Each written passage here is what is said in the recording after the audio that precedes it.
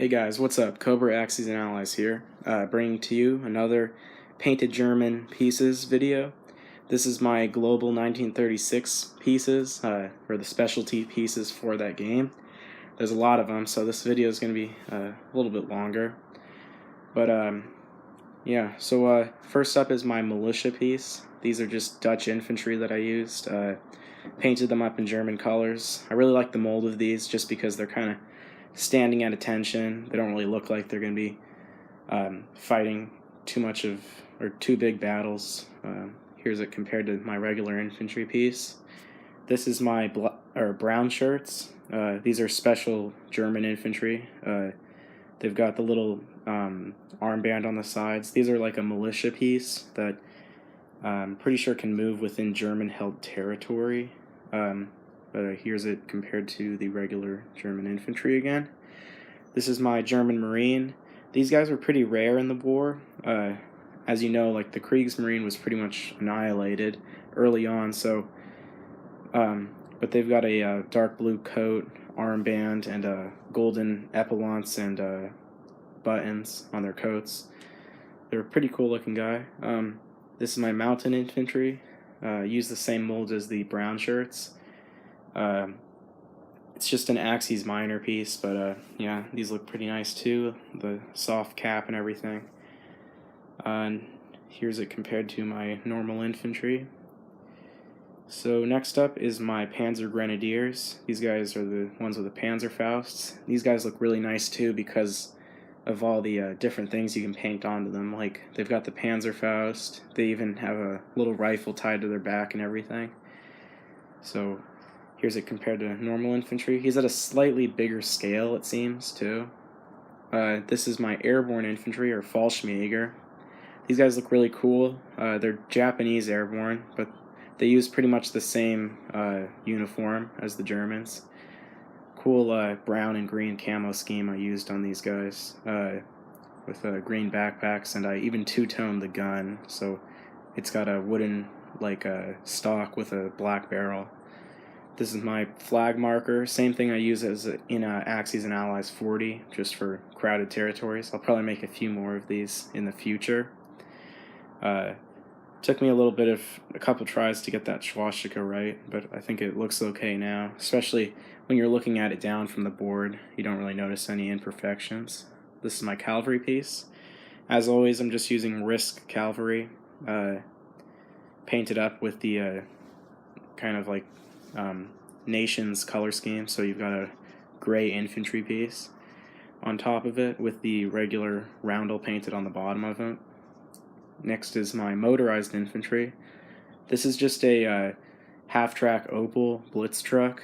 I'm probably going to get some 3D printed versions with the wheels on them, just because pretty much all of my motorized infantry is wheeled, not half-tracked. This is my Costech mech, or it's basically the improved mechanized infantry that you can upgrade in the game.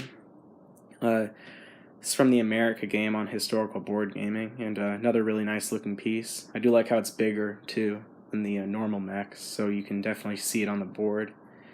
This is my heavy artillery, which I just used World War I artillery, painted it up. Looks pretty nice. I can use this in my World War I game or my Axes and Allies games as heavy artillery, so it works both ways in that aspect. So. And it does look like a heavy artillery piece, so that's good. This is my light tank. I just used a Polish light tank just because they were on sale, and Germany did use them once they captured Poland. So again, nice looking tank, Panzer Gray with the black dry brush all over them with the Iron Cross out the back. Here's a few tanks compared. We got the light tank, medium tank, and then the Panther medium tank. This is my Hummel self-propelled artillery. Nice looking piece again. I really like this historical board gaming piece with the hollowed out interior.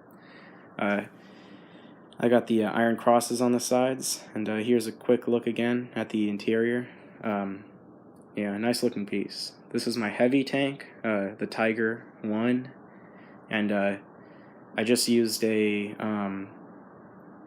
Global 1941 piece for this. Didn't bother with the historical board gaming one just because of the fact that they look pretty similar. This was a pretty bland, boxy tank when it came to details on it, so cheaper was better.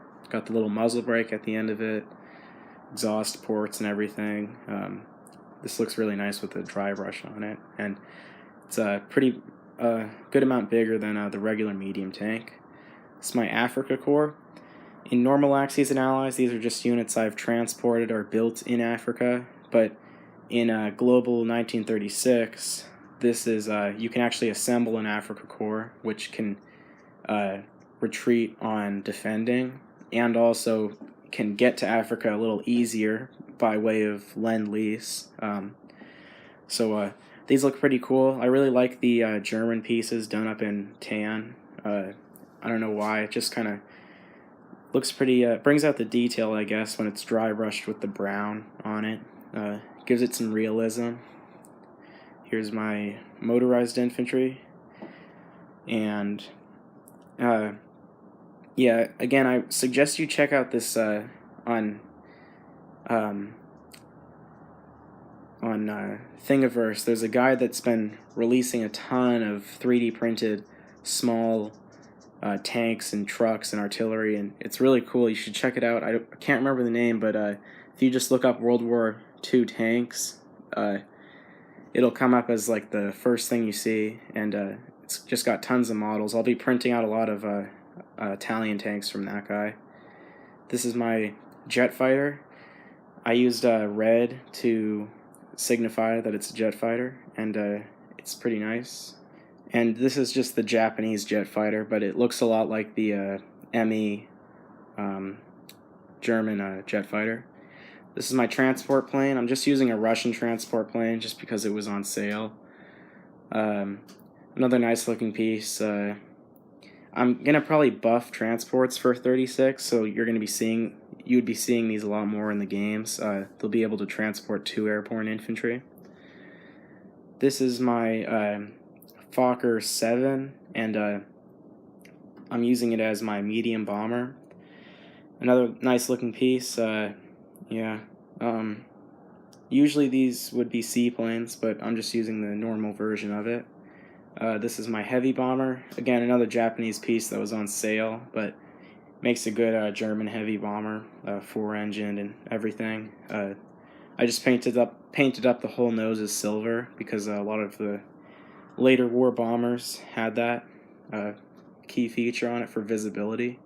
These are my Afrika Korps fighters, or Air Force. These don't have any buffs on them or anything, but they do look cool once you get down to Africa to use these instead of normal fighters. And I really like the symbols on the sides, the iron crosses. It took me a while with a needle to pinprick all of those out, and I think I did a pretty good job at it. Yeah, so here's my Stuka version. Another nice looking piece. And of course, all of my planes have painted undersides, so it is a pain in the neck to do this, but it makes them look a heck of a lot better. It also covers up the magnetic paint that I paint on the bottoms of my fighters and tactical bombers. This is my coastal submarine. It's just an original Axis and Allies piece that I painted up, and I'll be using these for all my nations. Just using gray to signify that it's a coastal submarine. This is my normal sub, or super sub, I mean. Using red to signify like advanced technology, and it's a really nice piece from historical board gaming. Really stands out when compared to the other subs as a large super submarine. Yeah, so next up is my torpedo boat destroyer. This is just a World War I, or Axis and Allies 1914 cruiser that I'm using, which makes sense because torpedo boat destroyers were World War I ships retrofitted for modern fighting. This is a Dutch De Ruyter class cruiser, which I'm using as my light cruiser, using green to signify that.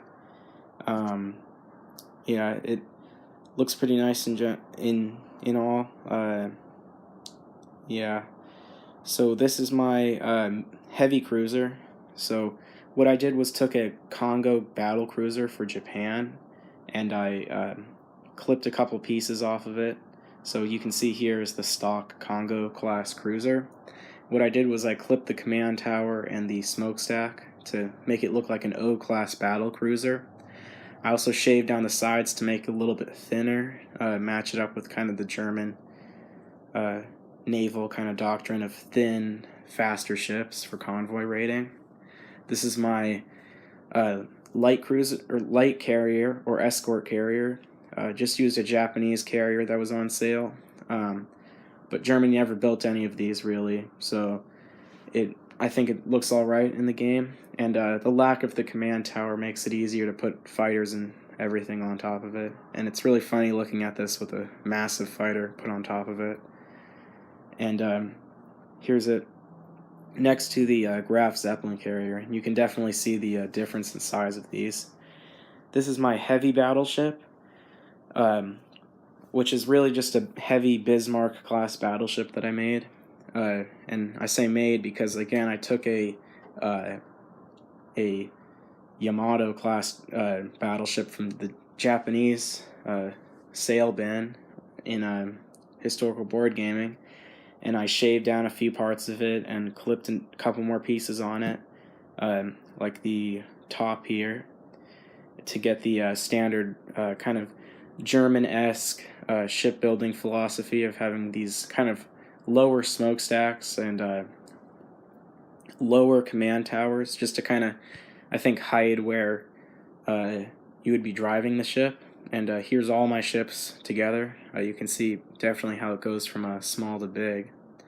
But really hope you enjoyed this look at my painted Global War units, and hope to see you again. Cobra, out.